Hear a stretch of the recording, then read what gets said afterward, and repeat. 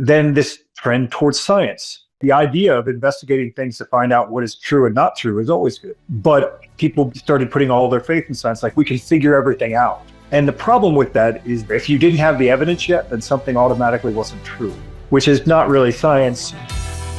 You're a man living in the modern world in a time when men and manhood are not what they once were. You live life on your own terms. You're self-sufficient. You think for yourself and you march to the beat of your own drum. When life knocks you down, you get back up because in your gut, you know that's what men do. You're a badass and a warrior. And on the days when you forget, we are here to remind you who you really are. I'm your man, Nikki Ballou, and we have a very special guest for you today. Best-selling author, Jack Donovan, the author of several books, including The Way of Men. Welcome, Jack. Thanks for having me. Thanks for coming here. So, Jack, you've become one of the leading thought leaders in the 21st century when it comes to talking about men's issues. And I was just wondering, what had you become interested in this arena? Well, that's cool. I hope they put that on my my biography somewhere. No, I mean, it's just one thing flowed from another. I think my own. I've always been interested in ideas and the differences between men and women and so forth. And then when I was in my early 20s, I was a very different person, and then I did some exploration on my own in my early 30s, and I became, I guess, an advocate for masculinity. Things that we had been told in school and so forth and through the media, that the masculinity was bad and dumb and that men were bad and dumb and that women were better at everything and all these things. And then years out in the working world and so forth, I came to the conclusion that that was not actually true. And then I did a lot of investigation into evolutionary psychology and things like that, and just came around to a real passion for this idea that there is an ideal in man, and an idealized masculinity that was being attacked and that was dying. And so I became an advocate for that. And so that just became, I guess my life's work. Yeah, it has. Jack, why do you think thousands of years of human history where the roles of men and women had been very clearly understood, very clearly defined, all of a sudden in the late 20th century seemed to be chucked out the window, not across the entire planet, but in certain Western societies? Why do you think it happened there and at that time? It was a perfect storm of ideas, really. This whole long discussion that starts with maybe Nietzsche and the idea that, hey, God is dead, and then what comes after that? And that being really not about God per se, it's about a lack of consensus. When you had the Catholic Church ruling everything, then in the West, then everyone was on the same page. And then as you had different influences coming in, competing ideas about things, then no one was sure exactly what the center was. And so then you go further in that, and then you have the introduction of communism and things like that, all these different ideas. And then this trend towards science as well. Science can explain everything. Science can explain the whole world, which is not bad. The idea of investigating things to find out what is true and not true is always good. Sure. But what happened is that people started putting all their faith in science, like we can figure everything out. And the problem with that is that you came to a conclusion where if you didn't have the evidence yet, then something automatically wasn't true, which is not really science, but that's the way people started perceiving it. And that's really what happened in the modern era, like the 50s, 60s, and so forth. And you had science is going to save us, and science, what we can prove is true, and what we can't prove is not true. But really, what it was is that we haven't done the studies to prove the things that people have always believed. So if we didn't have evidence to support it, throw it out. And that coincided with something called that comes really, I think, from Rousseau, but this idea of the blank slate. Yeah. That humans are noble savages, that we were all peaceful and loved each other and exactly the same, lived in perfect equality and harmony until, agriculture or men created war or something. And then we became different, and we could just go back to that idea. and that humans are infinitely perfectible. And that's really the idea of the blank slate, that we're infinitely perfectible. We have no actual nature, which is crazy because every animal that you know of has a nature. We rely on it. You know how dogs are going to behave. Like people have a nature. And so in the 1960s, I think what you had was this perfect storm of this idea of the blank slate. And we can use science to perfect everything. And maybe everything that everyone's been doing for all of human history was a mistake. Mm. And that was kind of something that Nietzsche pointed out about what he called the last man, is that everyone before us was mad, and I think that was it came in with the kind of boomer generation kind of said, well, let's throw everything out. Our parents are dumb. There's the first generation of teenagers who anyone cared about. No one had cared about teenagers before, but these people had their own money, their own time. Like, what are the students thinking? No one cared what students thought before, and so well, let's throw out everything Dad did. Dad's wrong with everything, and let's just remake the entire world. And so that's what they did.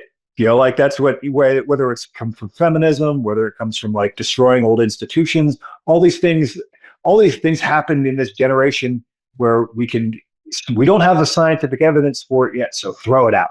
And what happened, in the past, 20, 30 years is that a lot of that evidence that they didn't have, they found. Men and women have different brains. They didn't have the evidence for that in the 60s. They didn't really know that maybe we're just the same. And it is just culture. But now they know that men and women have very different. And there's a ton of evidence, and there've been a ton of studies on that. And the way our hormones influence us differently, and the where our physicality is. It's but there were a lot of people in the 60s and 70s who were easily convinced, because they didn't have the evidence, that maybe if we just put men and women and put them in the same jobs, that they'll behave the same way. And that's not what happened. No. And so I feel like we've been on this big experiment from that generation that we've seen the outcome of it. And then now we have to reevaluate all these positions, because it's been very indoctrinated in our society that men and women are exactly the same. You can put them in the same job and they'll do the same thing. Well, that's not really true. And so we're I think in a point where I think maybe the Zoomer generation is at a point where they've had to grow up with all this stuff, like the far effects of all this, and they're now rejecting that. So I think that's really how we got here. I think it's more complicated than just these bad feminists or these, it's just one simple thing, but it's all these things coincided to create this perfect storm of rejecting all of the wisdom of all of human history and just starting fresh. Yeah. I mean, it boggles my mind that they were so arrogant as to think that anybody that wasn't born at the same era that they were born in was dumb and stupid, and their ideas were irrelevant to their experience. And here's what's interesting. I'm 58 years old right now, and the older I get, the more sure I am that I know very little. I know very, very little. And even ideas that I've assumed to be true for decades, I come to see reasons to question them. And Jack, I also have a business podcast that I do. And about half a decade ago, I came across a book called Willing Accomplices. It was written by a former CIA case officer from North Carolina named Kent Clisby. And I read the book, and it wasn't a particularly well-written book, but I got hooked on it because the thesis of the book was mind-blowing and eye-opening. So Mr. Clisby said that the reason modern Western society, and in particular the United States, because he's an American who's talking about the United States, is where it's at, and the time he wrote the book was, I think, 2011, 2012 type of thing, is because for the last 100-odd years, the West has been infiltrated and indoctrinated by a insidious Marxist ideology. And this isn't a conspiracy theory. Vladimir Lenin actually, in 2017, publicly said that our goal is one world revolution, and we are going to send our agents across the globe to spread our ideas. So he had a German communist by the name of Willy Münzenberg. And he sent Mr. Münzenberg to the United States and to the West. And his charge was go and infiltrate Western society, use its very openness against itself, and begin to subvert its institutions, begin subverting the family, begin subverting the school system, begin subverting the media, begin subverting storytelling, because Hollywood was nascent back then and was starting to become quite popular. And Mr. Clisby's thesis was that Münzenberg was only too successful. Now, the Soviet Union didn't survive, but the efforts that Münzenberg had put into subverting the West was a multi-decade, multi-generational effort. And then after I read that book, I interviewed him, and he told me that, look, I'm happy to talk about some of these ideas, but you got to understand that if I am too vocal about certain things, I've basically been told that I'm not going to have the ability to get work. And he was an entrepreneur. These ideas that there's folks in government and in major institutions that don't want this publicized. So I interviewed him. It was a fascinating conversation. And then shortly after that, I came across Yuri Bezmenov. I'm sure you've heard of Yuri Bezmenov. Yes. Yeah. So I watched the 2-hour long interview he did back in the 80s talking about the KGB's country subversion efforts, regime subversion efforts. And I'm like, I went through it in detail. I'm going, oh my God, this is exactly what's happened in Canada, in the United States, in the United Kingdom, everywhere else. And the number one thing these folks had in mind was weakening men, because a society without strong men can be taken without firing a bloody shot. And I wanted to just discuss this with you, because I'm sure you've come across this. I mean, what are your thoughts on this? Could you go into it in some detail for us?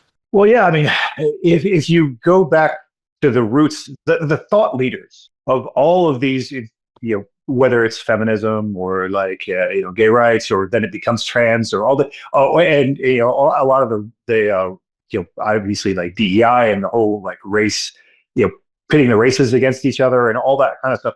If you go back to the thought leaders of all this, yeah, they're all heavily influenced by Marxism, and what their strategies are all Marxist, and what they're doing. It's let's make these two people fight. Let's make these group of people fight and fight out for equality, which is kind of a leveling of everything. Yeah, and you see it happening now. I mean, it's so what's so like that mayor in New York. Yeah. Saying the same things. And it's a different thing. Like, they're using Marxist theory for what it actually does, like the end effect of it. Yeah. Because you sell one thing to the public with Marxist theory is that you sell it to people who are jealous and angry. Like, people are like, oh, these people above me have more than me. Like, it's always like people are mad about billionaires suddenly because they've been told to be. They've been billionaires for a long time. Like that now, it's like we're mad about billionaires. Why? Because of Elon Musk. Well, all the kind of other billionaires have been playing with politics for years, but now they're mad about it, and so people want to talk about billionaires now. And so there's all these people where they're mad that people have more than them, and so these politicians exploit it. Like this guy in New York, I forget what his exact name Mamdani, is. Zoran Mamdani. Yeah. Yeah, and you see him the warmth of collectivism. Oh my God! What a joke. I mean, and that's what they sell to college kids and people who don't know any better and people who are just jealous and angry. But at the end of the day, what happens with communism, the net effect, and we've seen this play out through history so many times, is that what you end up, communism ends up with an oligarch. Yeah, and so you have these people that are just working to become the managers of these poor people. They're going to do fine no matter what. And that's really what's been happening. We've been seeing it all around the world, all throughout the West. Is like, we'll bring in a whole bunch of immigrants who are just happy to get free things. Yeah. And sell them on the warmth of collectivism, and then they'll vote for us forever. And then we will stay in power and we live in mansions and be champagne socialists, but we will manage them, and because it's not like they're going to care what the poor people think once they have power. Yeah. And that's what really happens in communism all the time. And so it's just interesting to see this play out over and over again. It's very scary to see it play out. Like, all these, they're falling for it again. Yeah, but Yeah, it's been part of communism has definitely been part of it the whole time. And there's an interesting part where it becomes into conflict with kind of American values that I care about in terms of free speech. I've always been a very free speech oriented guy, but at one point, like there's this thing that every time it comes up, it creates it destroys everything it touches, and that's communism. And so like wherever it's introduced, it's like a force, and the free speech guy in me wants to be like, we have to always explore all ideas, and everybody should talk things out. But then there's like, well, if you give communism to kids, it's like giving them like pornography, or like it creates bad effects down the stream. So it's like there's a conflict. I think that maybe America's going to have to work out in its own values, because as long as we allow communism to proliferate, then we have this constant threat of having everything destroyed around us. So it's an interesting point, and I'm a free speech absolutist myself, but I'm also starting to come around to the thinking that we need some Pinochets. Do you know who General Augusto Pinochet was? Well, they just put a guy on a helicopter recently, but they didn't throw him out. I don't know. Yeah. But the left was really upset when Augusto Pinochet staged a coup, threw out the democratically elected Marxist president Salvador Allende, and started killing Marxists. And killing people is not something that in general I condone, but that man turned Chile into a very successful and strong country. And in fact, he relinquished his own power and allowed a democracy to take over again. I think Pinochet's a hero as far as I'm concerned. And I think we need some Pinochet type people to rise up. And I think that's starting to happen in the West. I mean, Trump isn't a Pinochet type. He isn't taking anybody and, killing them and throwing them off the roofs of buildings or anything like that. Right. But he's also not messing around. Look at what happened in Venezuela a couple of days ago. That was straight up savage. And it is echoing throughout the world. All the dictators, all the Marxists are straight up scared, and those people that are demonstrating against this action are being exposed for being a laughable bunch of idiots, because the overwhelming majority of Venezuelan people are celebrating that this happened, right? Yeah. Well, there's the president of El Salvador too, who is also. Oh, I love that guy, Nayib Bukele. Yeah. He's a savage. God. Yeah, and there's also the president of Argentina, right? The first elected libertarian president, Javier Milei, with the chainsaw. Yeah, that guy's. People fall for these stupid ideas, but once the consequences of these ideas are brought to them, they very quickly change their tune. I'm originally from Iran, and my family and I fled after the Islamic Revolution. Right. And there's so many people that, oh my God, yeah, this is great. And the Shah was saying, look, these people are going to take Iran back 1,500 years if you let them in. Right. And he was right, and the people who were demonstrating against the Shah eventually saw that they replaced a moderate, secular, progress-oriented government with a repressive theocracy. And the Shah used to call it the alliance of the red and the black, because it was the Marxists and the Islamists that teamed up together to get this revolution. And then Jimmy Carter stopped supporting the Shah, and that's why he was forced to abdicate his throne. And now today you see these brave young men and women jumping into the streets and putting their lives on the line to get rid of these evil bastards. So right.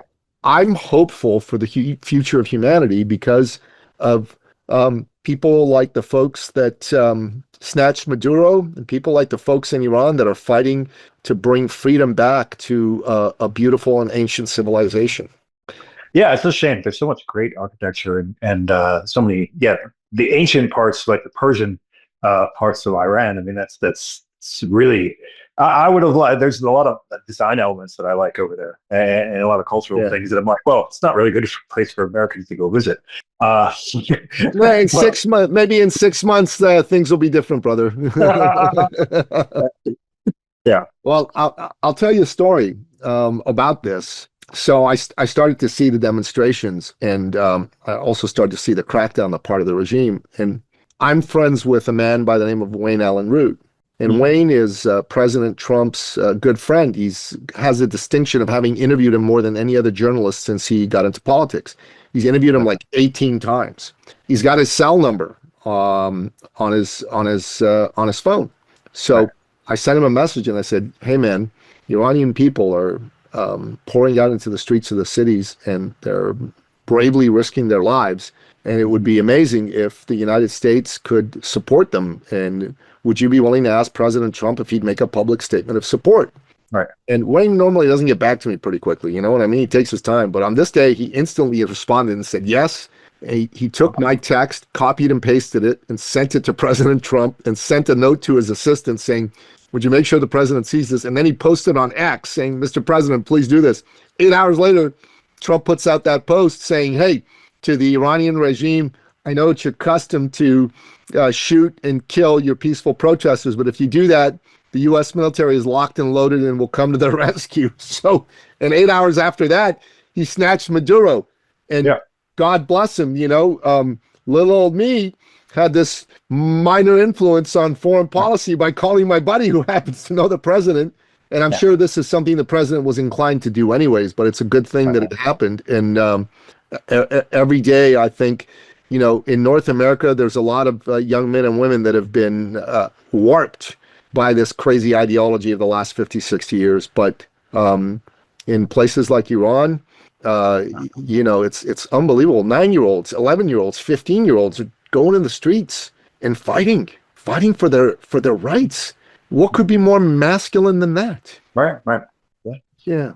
So Jack, you started thinking and talking about this, and you wrote a very famous book called The Way of Men. I mean, this is a book that puts you on the map, my brother. So what made you decide, I got to write this book? I got to get this message out there. Well, as I said, I took up an interest in masculinity and thought that something beautiful and good was dying and being attacked and so forth. And I started speaking about and writing about masculinity. And one of the criticisms that I kept getting about masculinity and what I was saying about it was that I wasn't defining it very well. And at the time, not a lot of people were writing about masculinity yet. I mean, that The Way of Men came out 2 years before Jordan Peterson became a big name. Yep. And so there weren't a lot of people writing about this at that time in the positive. And what I realized is because I went to art school and because I saw a lot of this leftist stuff coming, I think before a lot of other guys did, is that if men can't articulate what masculinity is, like what they think is good about it, they are just going to get run over by these people who spent years studying gender theory. The people who studied years studying Marxist gender theory, because all gender theory is Marxist.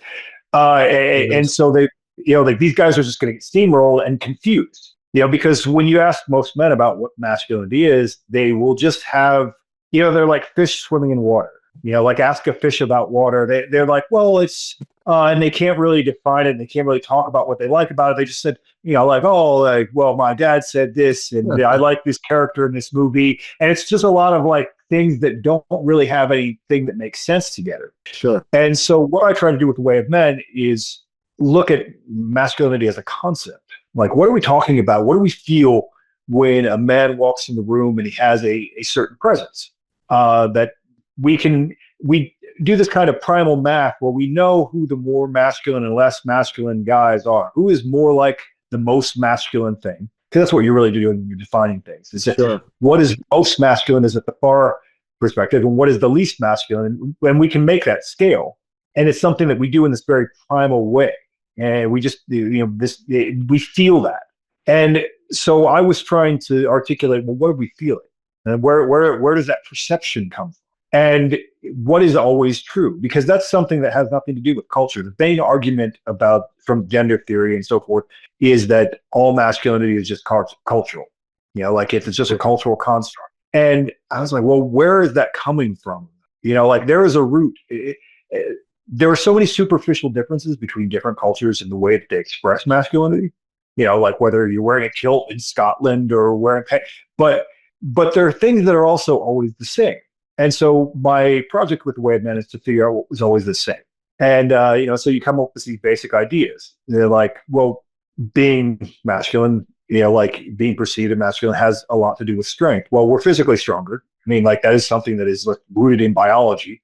Yep.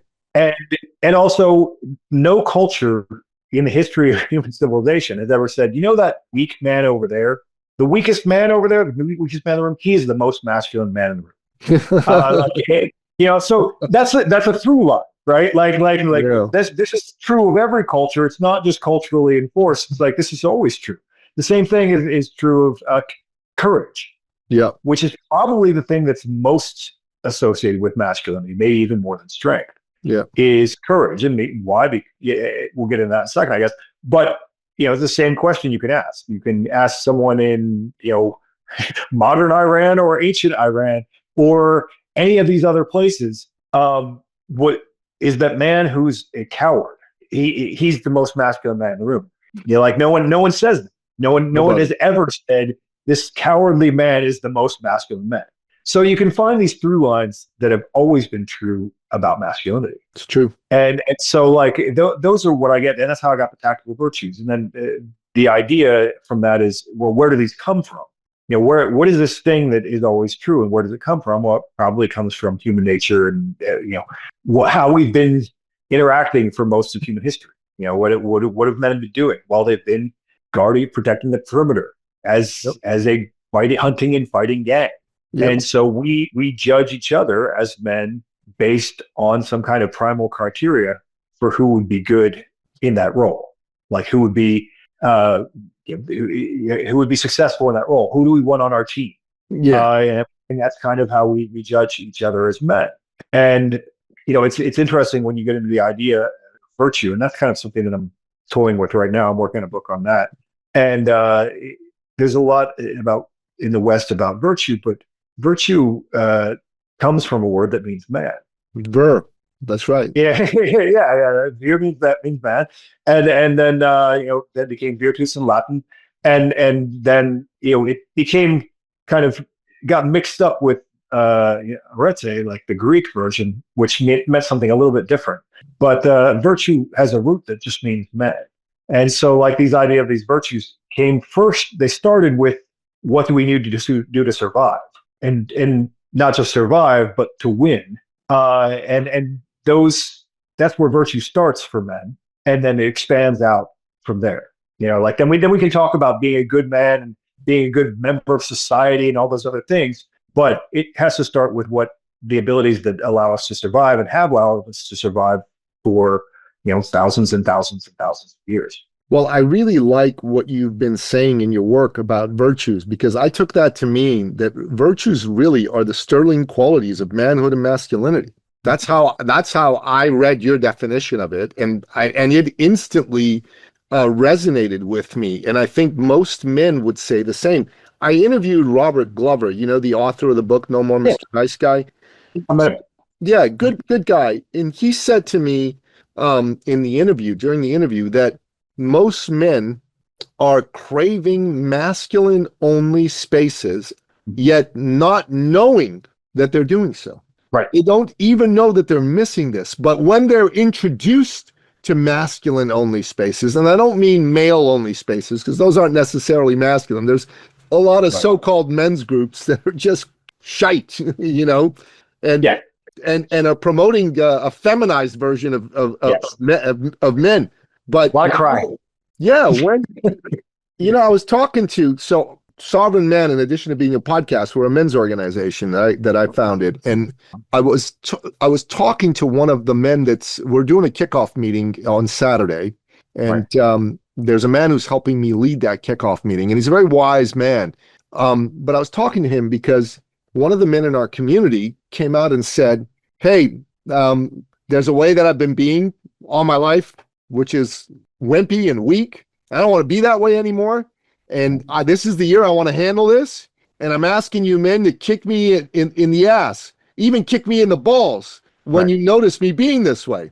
And I thought, fuck, this is great. Okay, yeah, I can do that for you. Let me understand what that looks like for you, but absolutely. But shortly after that, one of the other men said, oh, wow, so wonderful. And I've been reading XYZ book to help deal with my limiting beliefs. And I'm like, that's not how men talk. That's how women talk. Right. You know what I mean?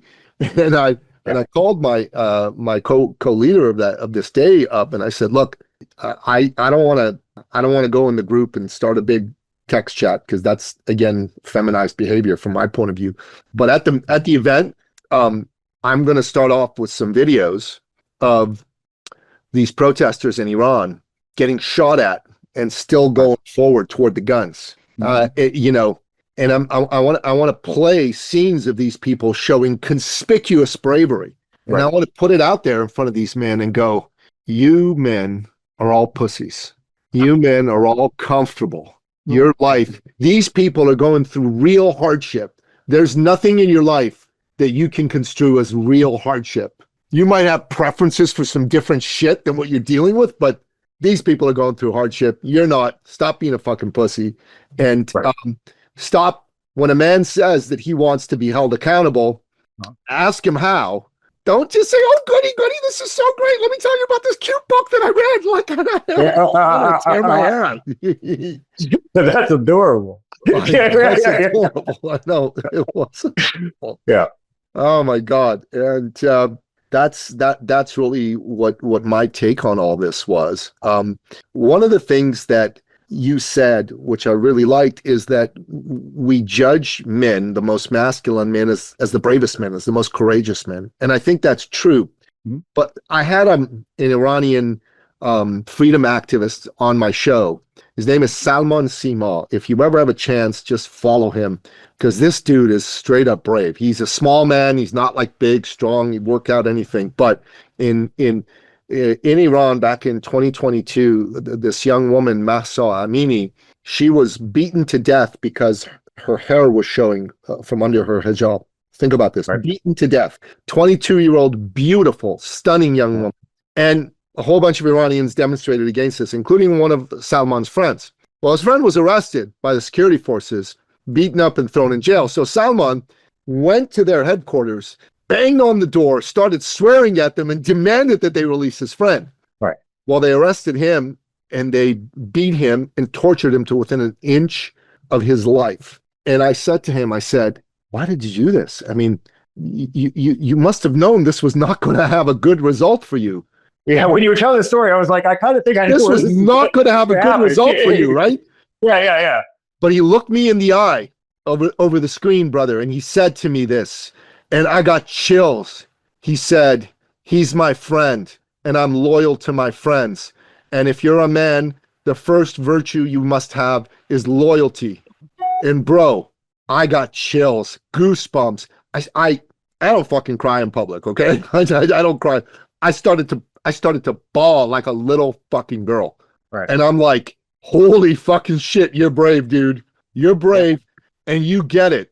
You, tiny 135-pound man, are more of a man than most 200, 250-pound behemoths.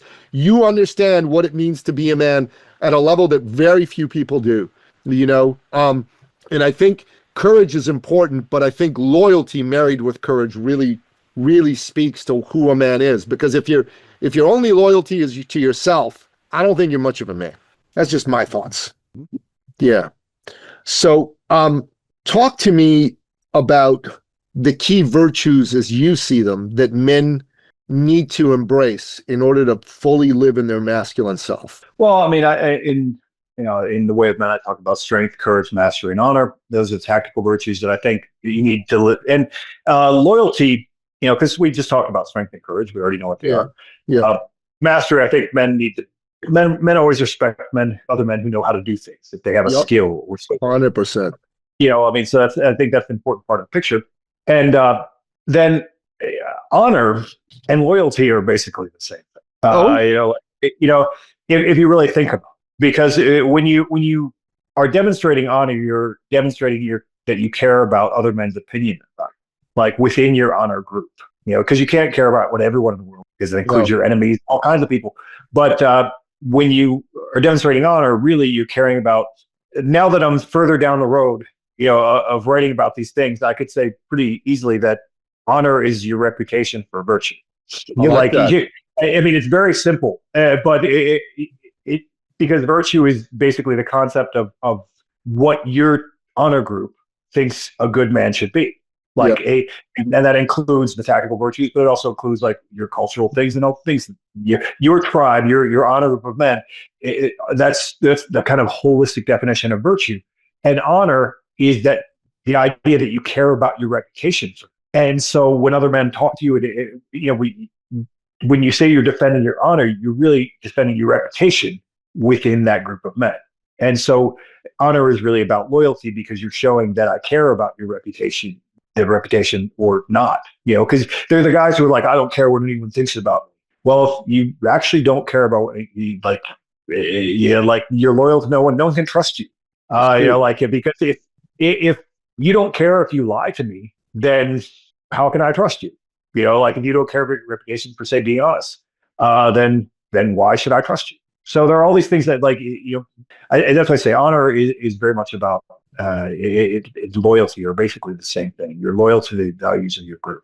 And then, beyond that, then you can get into all kinds of other virtues, because that becomes about human excellence, which is what Aristotle wrote about, and so forth. And then that's a kind of almost a different topic, but it's complementary. Like those things, and each society kind of tweaks those to its own desires, but definitely, I think that most men in the West, like you said, we mostly suffer from, first world problems. We do. They no one. And one thing that I was thinking about when you were talking about your friend and the courage aspect was that, aside from being shot at or thrown in prison or whatever, most men are afraid to speak out online at all. They are. They're afraid to speak out because it might hurt them financially. Yep. Or they might and man, like, when you compare that to your friend who went and knocked on the door of a prison, I come from a privileged position that I was able to do this at a certain time. And a lot of guys who grew up maybe 10 or 20 years later were aware of cancel culture and all that stuff. And I was maybe just stupid. But so I put my name out there, and I've taken a lot of heat for things over the years. But there's this whole generation of guys who like, well, I can't say that in public because I won't be able to get a job, or I won't be able to make money, or I won't ever. And then you look at the men, like the ancient philosophers that we talk about, like so many of them end up in prison or dead. Like Socrates was forced to commit suicide. Yeah, he because was. of political reasons. And so like he said things that the people in power didn't like, and he was forced to commit suicide. And so when you see these guys who were like, well, I could never put my name online and put my name out there and say stuff, and we all make our own peace with risk.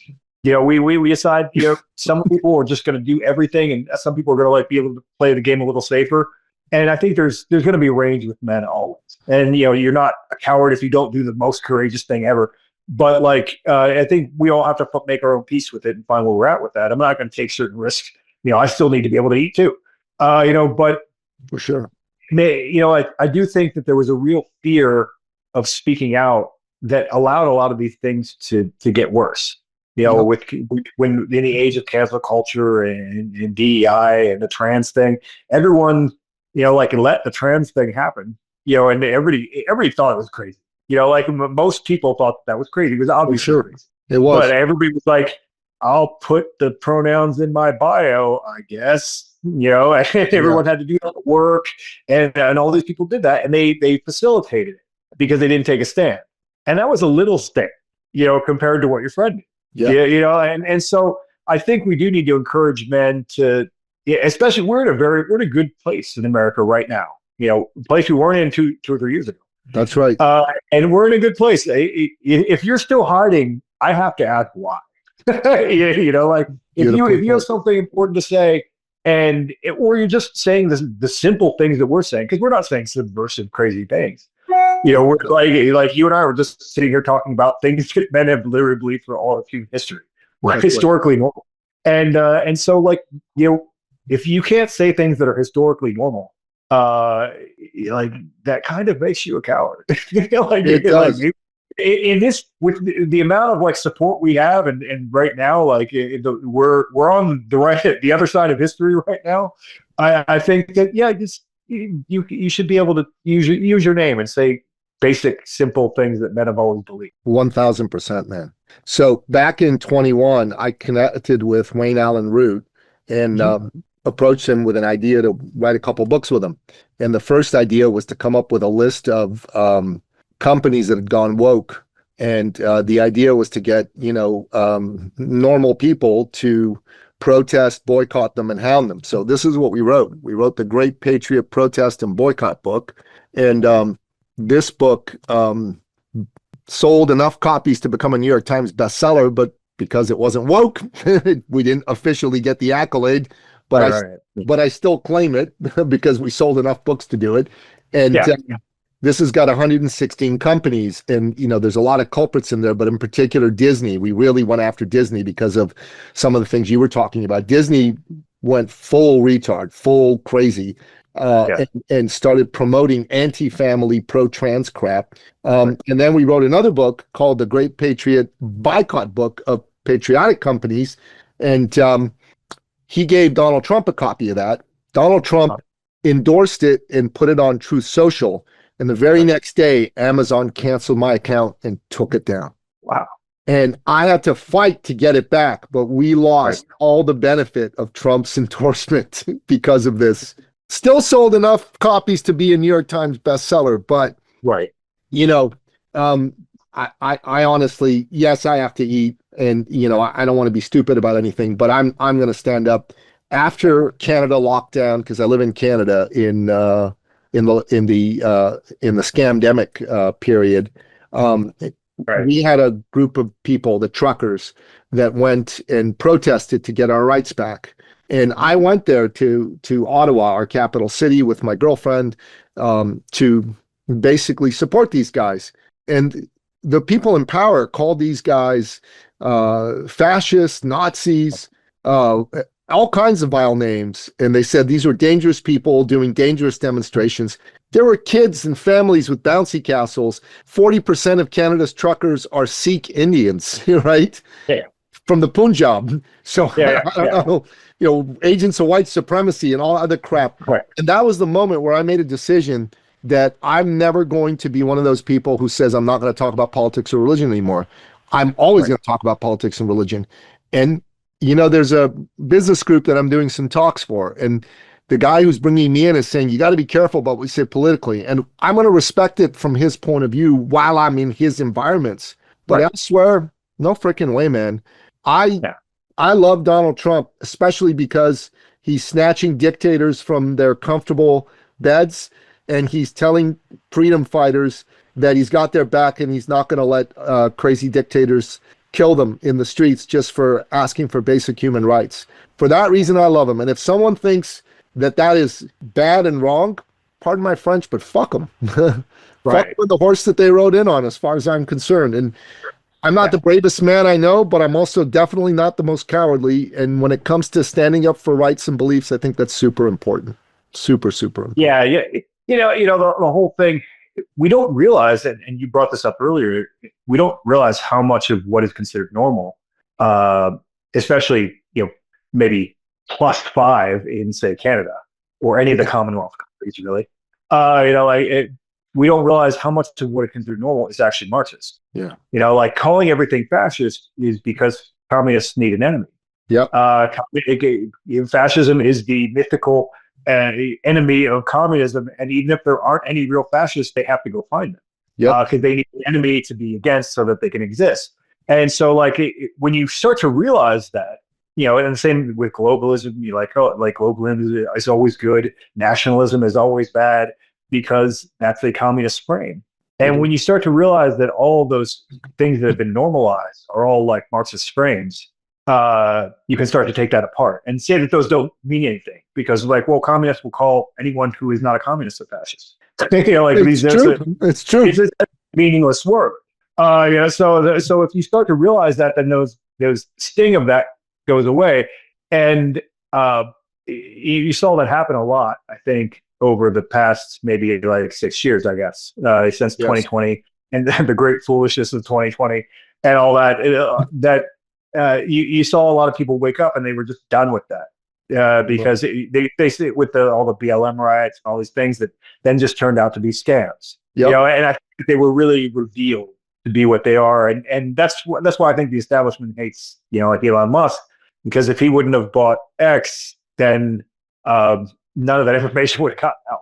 Like a lot of that, a lot of it. I really think he saved the world in that particular way for a while, because a lot of the information that people weren't seeing, it just got out. Now a lot of stupid information gets out through there too, but like that's what you get. You have to get all of it, and then you can make sense of it. But they didn't like that information was getting out of the pipeline, so they couldn't control the narrative anymore. And you see that happening all over Europe and Canada and whatever, and all these digital ID programs and all these things. They want to keep people offline so they can't see what's actually happening. You see that all around the world.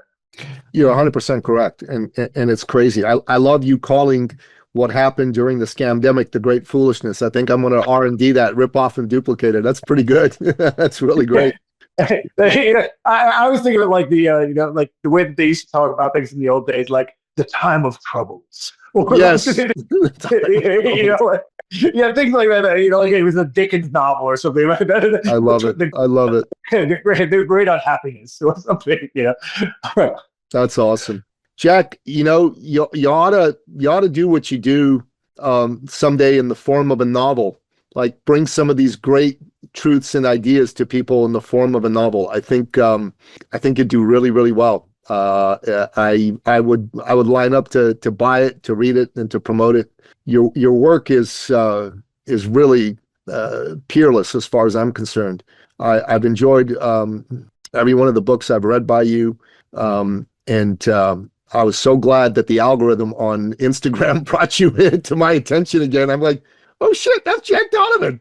I'm like, let me reach out to him and see if he'd want to come on the podcast. I'm like, that'd be pretty cool. One of the great things about having a podcast is it gives me an excuse to be able to reach out to people whose work I really admire and say, hey man, I'd really like to have a conversation with you. An excuse that really didn't exist in the past. There'd be so many people I've wanted to meet in my life and talk to and learn from directly, that I never really had a good reason to be able to reach out to them and say, hey, I'd like to spend an hour with you or whatever. But the podcast has been a perfect excuse for that. And I've gotten to speak to you. I've spoken to Robert Glover. I've spoken to two of the organizers of the trucker convoy here in Canada. That was pretty darn cool.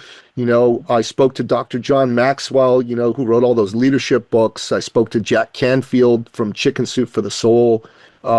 And God knows I'd have never had a chance to do any of that. And for that, I am profoundly grateful. I'm profoundly grateful for you for coming on the show, man. I really enjoyed speaking to you. I hope you'll come back in a few months where we can see what exactly happened in the world after the events of the last few days. I'd love to get your take on them. Sure. Awesome. Yeah, thanks. And that's a wrap. Thank you for listening to the Sovereign Man Podcast. If you're ready to take charge of your life and become the man you've always wanted to be, we invite you to join the movement at sovereignman.ca.